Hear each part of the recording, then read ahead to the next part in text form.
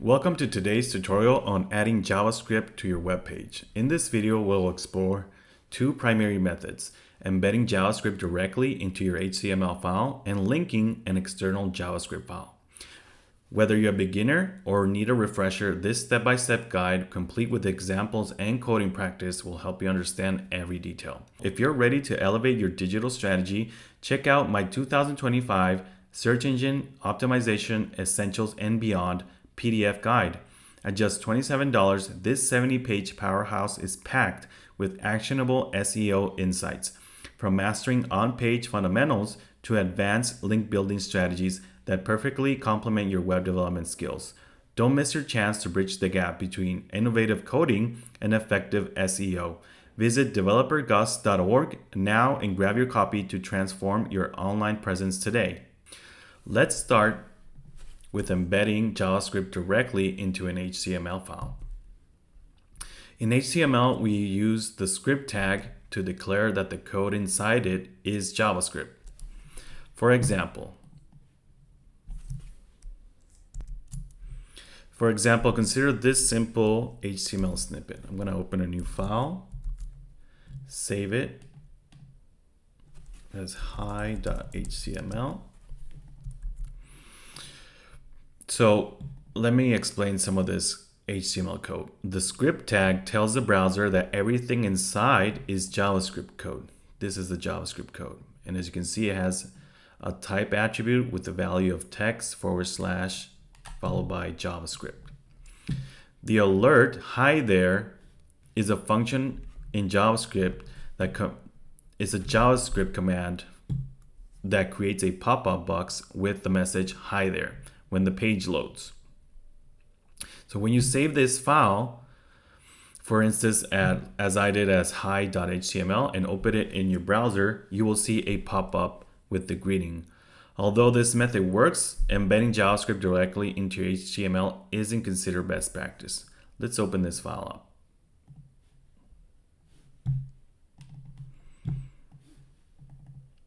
And as you can see, it says hi there.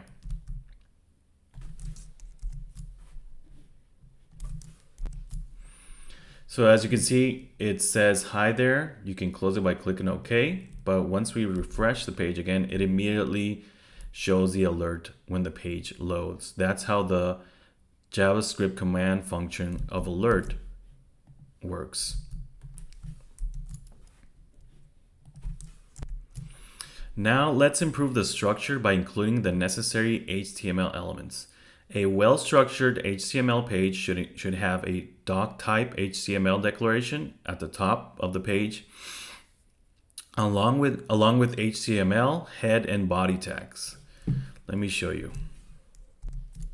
So I'm going to paste the following code. As you can see, it has a doc type at the top, the HTML element where all the content goes, the head tag, a title tag, and the body tag. As you can see, all of them have an opening and closing body tag. Here's the HTML opening, closing tag, opening head, closing head tag, opening body tag, closing body tag, opening script tag, closing script tag. And the only one that doesn't have a closing HTML tag is the doc type HTML declaration. So the doc type HTML declaration tells the browser the type of document you are working with. The head section contains metadata such as the title, which appears in the browser tab. So let's open this up again. So as you can see, it says right here at the top, this goes in the tab of your browser. That's the title tag.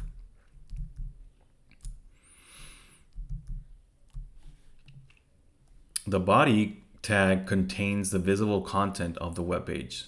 So the content of the web page, this text is shown right here.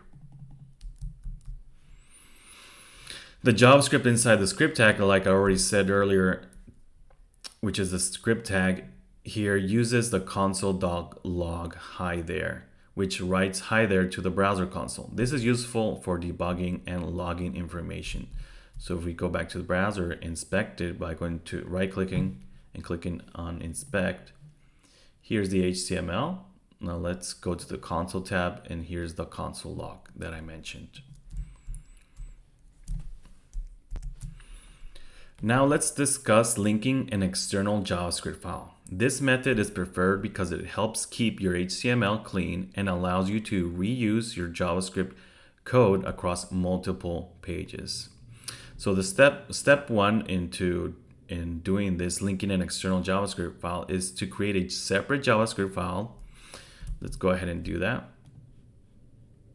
I'm going to call this one main.js. I'm also going to create an index.html file. So in the main.js or main.javascript file, I'm going to create an alert saying hi from a different file. Let's not forget the semicolon at the end. So as you can see, the extension of this file is JS, which is going to be identified as a JavaScript file. And the alert function, which we already used here, is used to display a pop-up message when the file is executed. Now, step two is to create an HTML file, which I already did. Let's add the code. I'm not going to add the doc type, the head, the body tags. I'm just going to write the HTML tags with a script tag, a type attribute with a value of text / JavaScript identified as a JavaScript, a script, the source, which is the name. Let's change it to main.js. So the source attribute tells the browser the location of the external JavaScript file. So ensure that both the HTML file, which is right here, and the main.js file are in the same directory, and which they are. Let me open this. And as you can see, they're in the same folder, okay? Or we can also specify the correct path if they're in a different folder. So what we can do is create let's call this one JS for JavaScript, put this main.js file in there. As you can see, it's not showing up anymore. It's been the Visual Studio Code is telling me that it's not in the correct place and it has been deleted. So we can close that one. And let's change this to ./JS main.js file. So there are two ways to specify the file path. Absolute path is a full path starting from the root directory. So it could be something like this if you're on a Windows computer. I'm just going to write a comment like that. But in this case, it's called main.js. If they are in the same folder, or folder / the name of the file if it's in a subfolder. So it could also be called this folder name main.js. So this is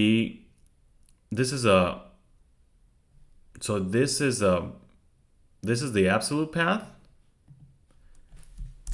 and the bottom one is a relative path. That's what we're using right now because we're going directly into the folder, which is called JS, and getting the file called main.js. If it were an absolute path, it could be something like the following. If I have a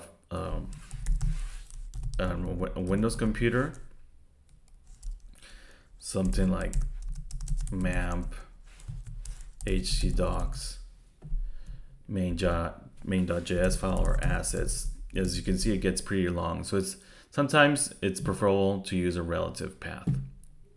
Today we covered two methods for adding JavaScript to a web page. First, we learned how to embed JavaScript directly in an HTML file using script tags. Then we explored how linking an external JavaScript file can lead to better organization and code reusability. Keep practicing these techniques to build a solid foundation in web development. If you have any questions or run into any issues, feel free to leave a comment below. Thanks for watching and happy coding.